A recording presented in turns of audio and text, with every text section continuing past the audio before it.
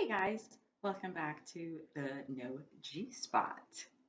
And today, I know it's been a while since I've put some videos out there, but today we are going to be making one of my favorites. I'll be walking you through. I get a lot of people, friends, that ask me how do I make this particular recipe. So it's really a combination of a few recipes. I will leave the links for those two original recipes down below. I just took parts from them and made this one my own. So please feel free to use their original recipes or you may follow along with what I have done. Again, my own is a gluten-free version and a non-vegetarian version. So first, we're going to go through the ingredients and then I'll just get to it. Okay?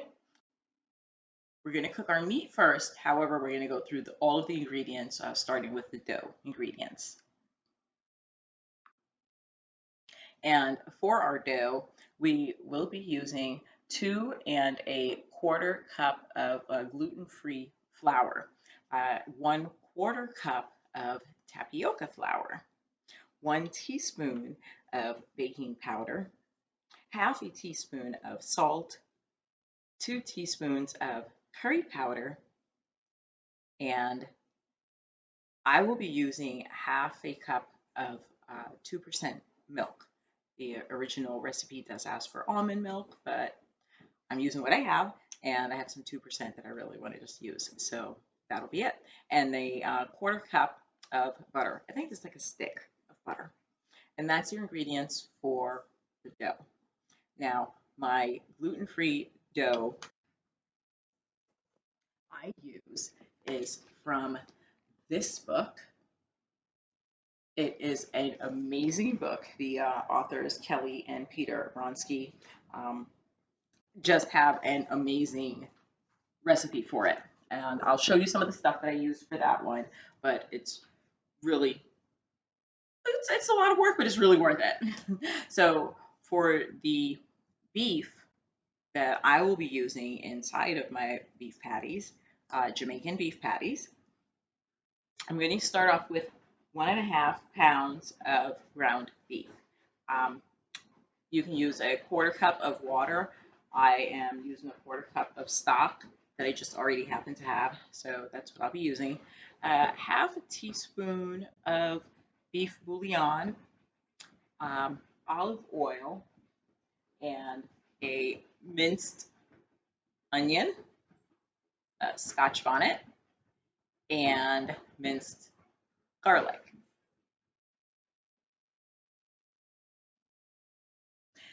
1.5 tablespoons of soy sauce or coconut aminos, 1.5 teaspoon of curry powder, a dash of paprika, dash of thyme, and those are just the ingredients that I'm using. Like I said, the original recipe has a lot more ingredients. Please feel free to use any of those that you would like. We're going to start off by cooking our meat, adding the oil, sauteing the onions for just a second or two, and then adding the garlic until that becomes nice and fragrant. After that, we'll add our ground beef and their diced peppers, the scotch bonnets if you're using any. You don't have to. It gets a little spicy if you do. We like it a little hot in our house, so we using a little bit of that. Your soy sauce and all of your other seasonings. Just remember to keep breaking up the meat as it's browning in the pan. After that, you're going to want to drain the fat from the beef and then add your water, or as I said, I'm using stock, and then your beef bouillon cubes that have been broken up into the beef on the stove.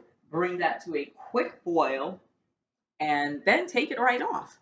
Mix it up, make sure it's well mixed. Everybody's got some nice flavoring on them, and take it off for about 30 minutes, and then we'll start working on our dough.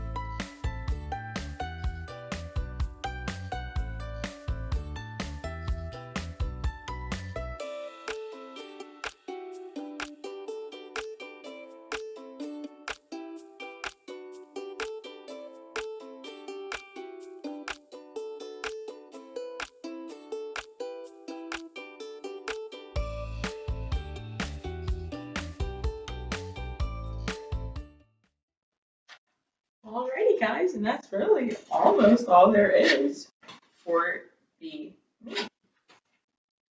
Now, I used really, really lean meat, so I don't have a lot to drain off. Um, I'm sure I can find something if I squeeze it really well. Let's see.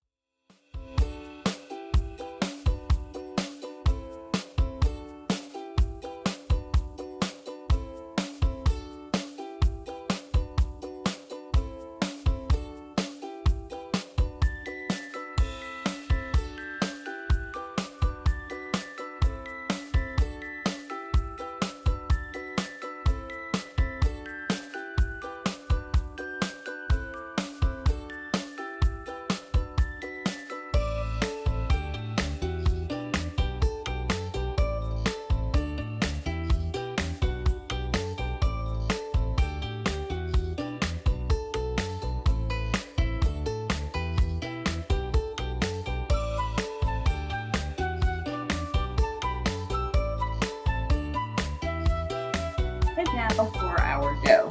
As I said before, the gluten-free dough that I use is from the Arsenal Gluten-Free Cookbook. I started my journey, wow, almost 10 years ago. And this book was the first thing I purchased. And it has been an amazing guide. The recipes inside of this book, you can tell that the authors took a lot of time to create them and test them because they taste amazing. So if you have a chance, you can get any of their cookbooks. Again, it's Kelly and Peter Bronsky. Wonderful, wonderful cookbooks. Thank you guys for this. I am not promoted by them. I'm not sponsored by them. I'm just letting you know that was a book that really helped me. And if it can help you, it can help you. As I said, though, the flour is intensive. There are quite a few ingredients used to make it. And not a lot of people want to go through the effort of finding all of the ingredients and then the effort of having to mix their own flour every time they need flour. But for me, it's worth it. So I do it. And I use brown rice flour. I use potato starch and sorghum flour, cornstarch,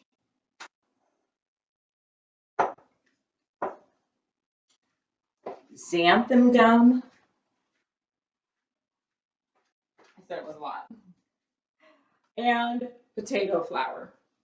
Um, these are my XO containers. I love my OXO,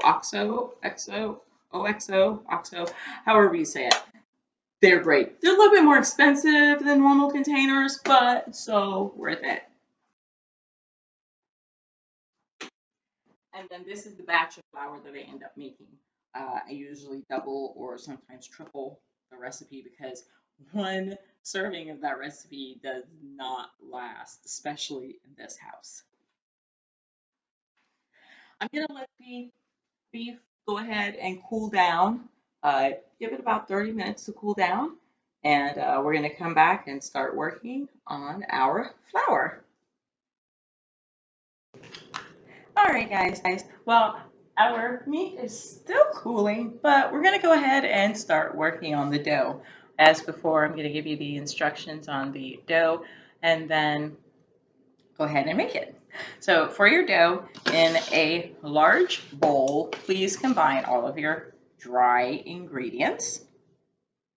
And I should have grabbed the whisk. Let me do that.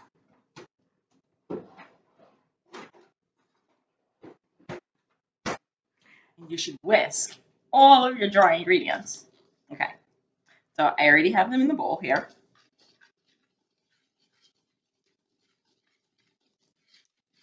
There we go.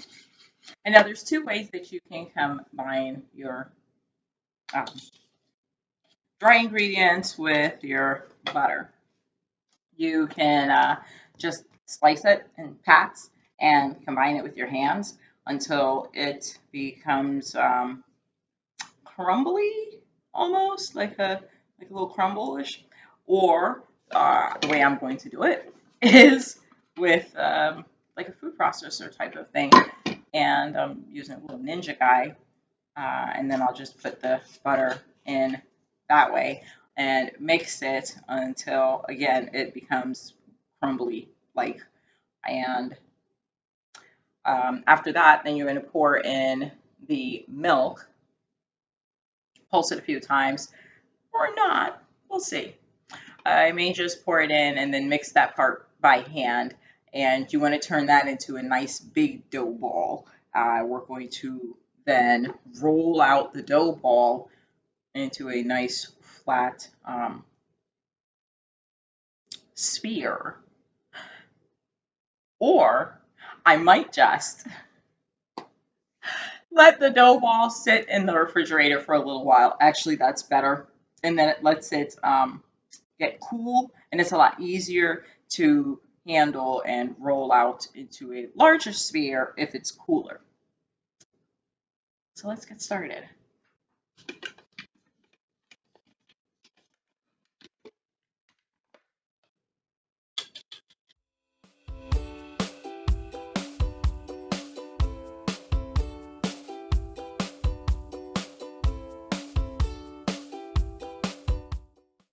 It's going to get a bit noisy, so I'm sure I'll be fast forwarding through a lot of this.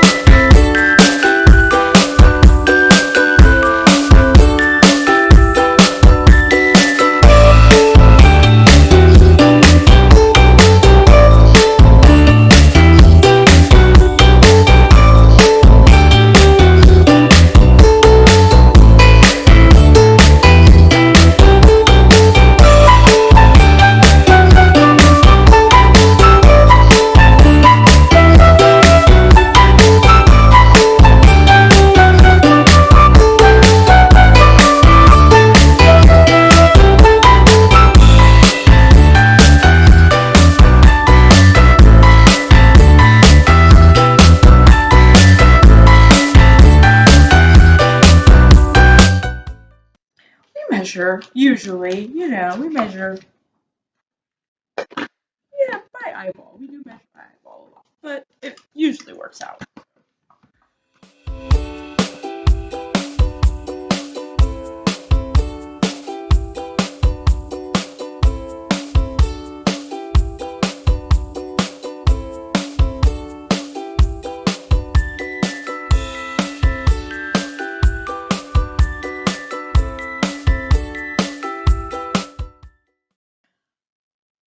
You'll see the yellow color creeping up the sides all the way up as it's mixing.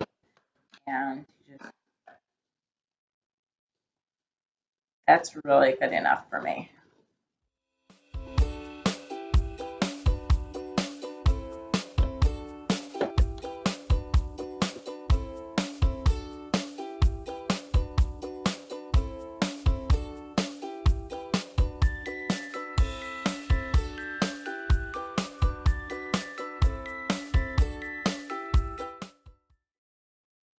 Okay. So we're going to put it back into our bowl. Look at that. It looks right out. That's a dough ball. That's what you want.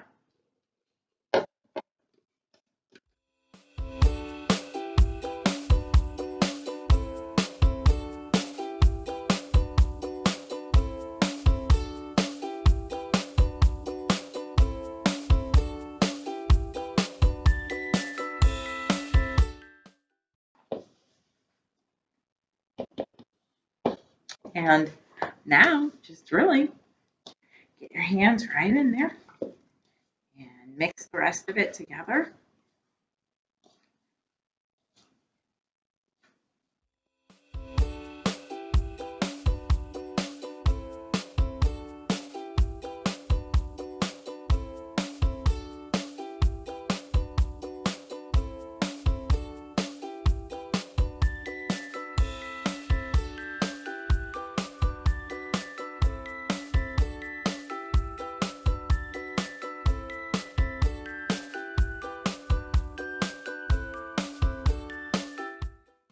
Now, you have a dough ball. I'm going to cover that.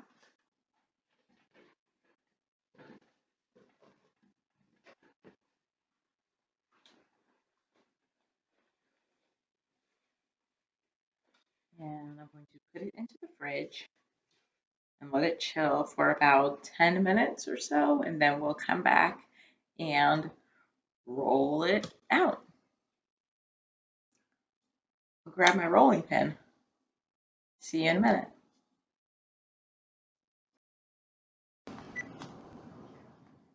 Okay, guys, so as I said, I added more milk to the dough. It was crumbling a little bit on me, and chilled the dough some more. And now we have our chilled dough ball. And again, we're going to place in between the parchment paper, wax paper, whatever you want to use. And then we grab our rolling pin, and you know the drill. We start rolling, rolling, rolling, rolling.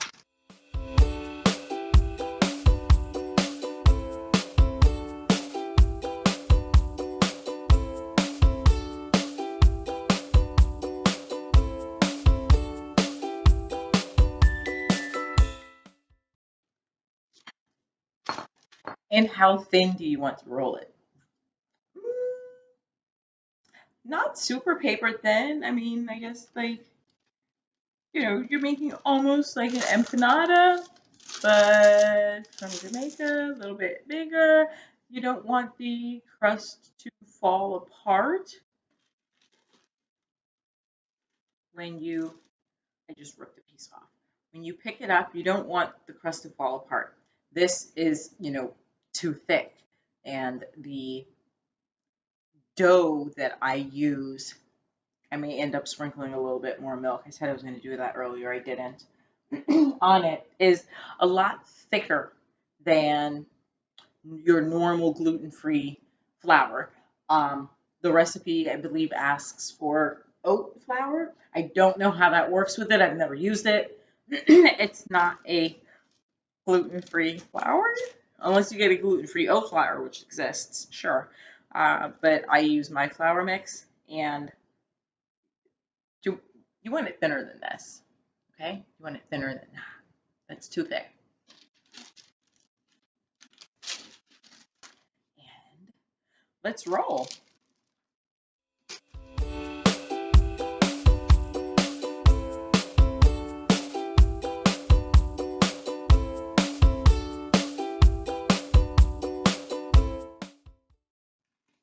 I'm going to rip off another piece. Okay, so this is, you see, you can shake it, it's not falling off, and we're getting there. It's really thin.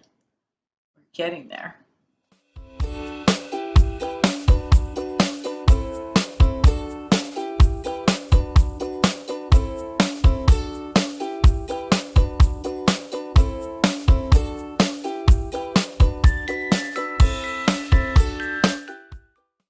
I think this is the right thickness.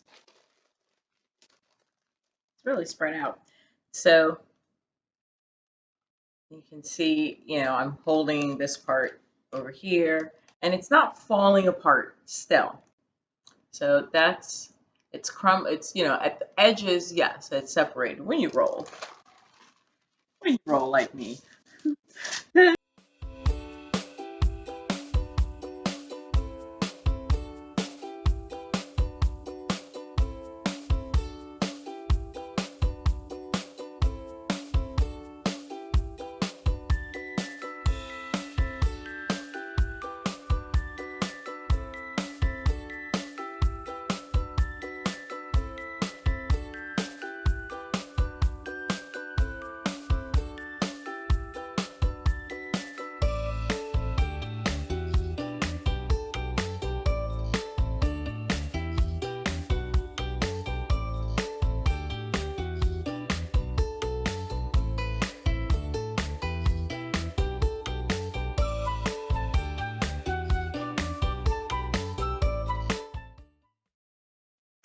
And we have these cute circles.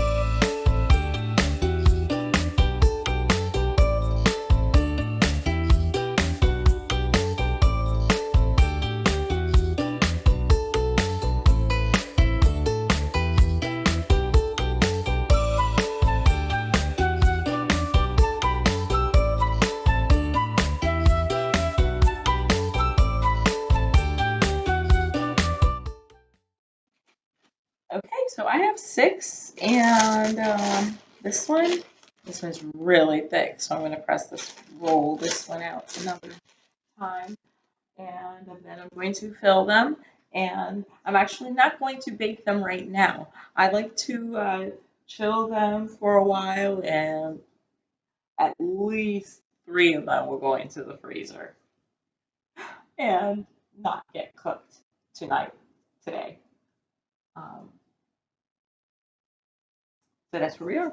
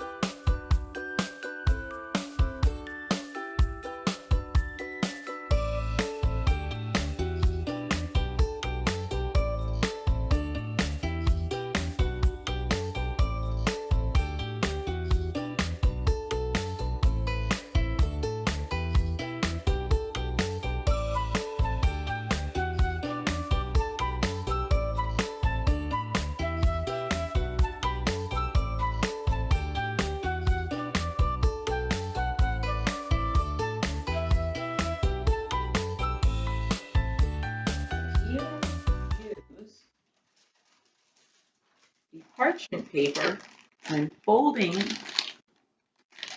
your beef patty to keep all the contents inside. Give it a quick pinch around the edges.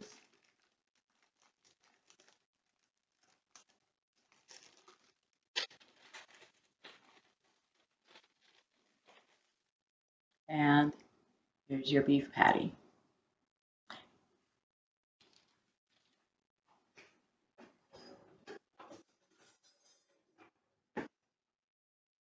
Before putting them in the oven, take a fork and just give a quick poke right on top to create a hole.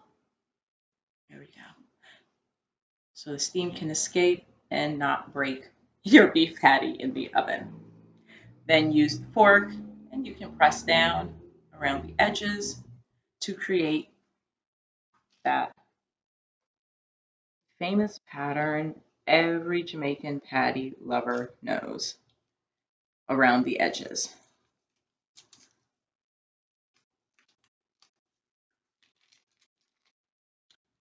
Like that.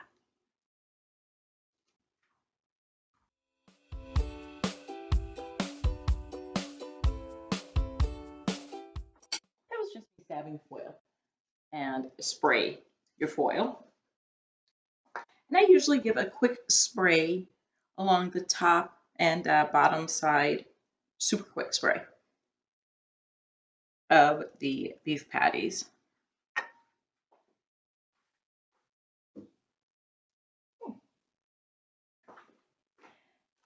And repeat.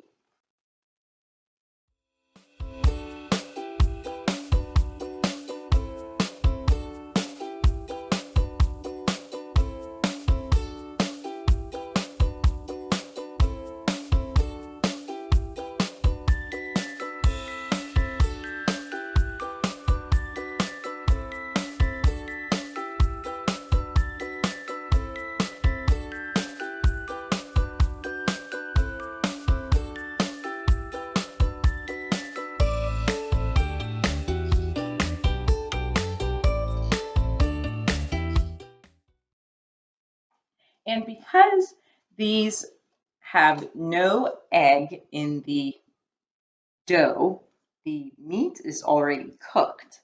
It doesn't take an extreme amount of time for these to bake. So set your oven to 350, 360, around there. And a lot of recipes say to leave it in for 25 to 30 minutes. I say take a look at it at about 10 minutes. If you see it's nice and golden brown, then you're good to go.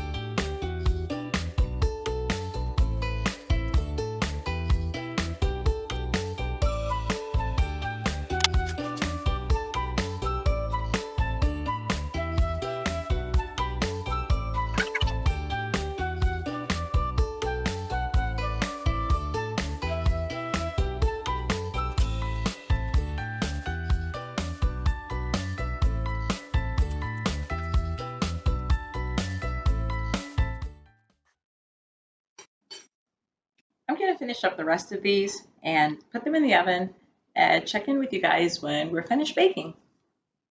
First batch has finished baking, and let's take a look.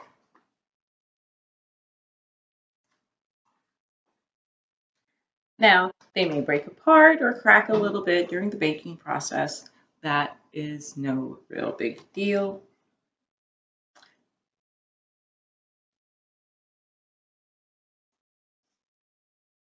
The hardest part is going to be keeping yourself away from eating all of them and saving some for the rest of your family.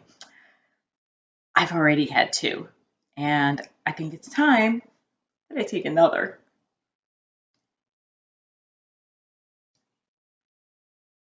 Mm, so good.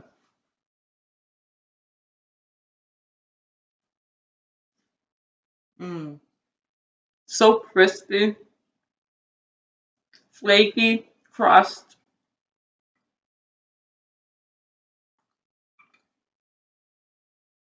They're really good, guys. Really good. Well, until next time, thanks for joining me. Love you all. Have a great time.